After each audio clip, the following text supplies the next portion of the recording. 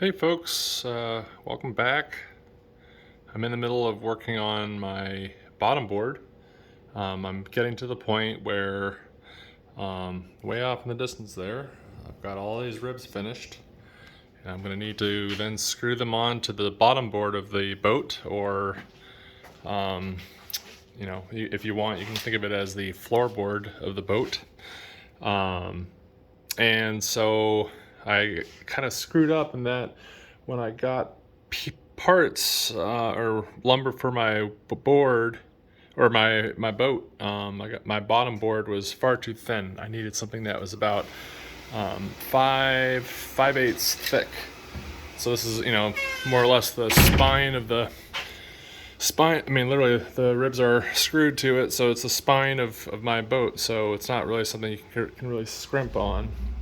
And so what I actually wound up doing was laminating 3/8 of pine to the underneath of it. So, I was advised against doing that, and they think that this might become delaminated during use, and I'm inclined to believe them. I've never built a boat before. I don't think you should really think I know what I'm doing, because I certainly would never claim that. But anyways, we're gonna just film the process so far. While everything was square, I went and scribed every rib station. Every rib is six inches apart. This is the center of the boat, station 0, and then it goes to 12 stations on from one end to the other, and basically it allows you to figure out like how big the ribs are supposed to be, and it's symmetrical, and then how wide the bottom board is supposed to be. So now I'm in the process of fairing this board, so you can kind of see it looks fairly fair. And if it's not, I'll just tell you it's the optical illusion from the camera.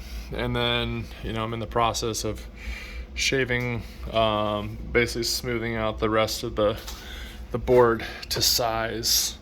You can see this is still kind of rough.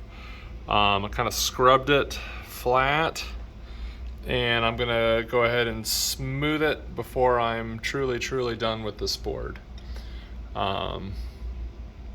But so this is all just sort of my working marks to begin with. And so to hog off most of the stuff, I used a draw knife, super fast. This is a 16-foot long board, so I don't really have. I mean, I could send it through the bandsaw, but it's a 2-person job, and my wife is, I want to leave her alone. But you can see here in a stroke you can remove like 1.5 to 2 inches, and as you get closer, you're moving to some shavings, and you're able to use different tools to really get down to where you really need to get.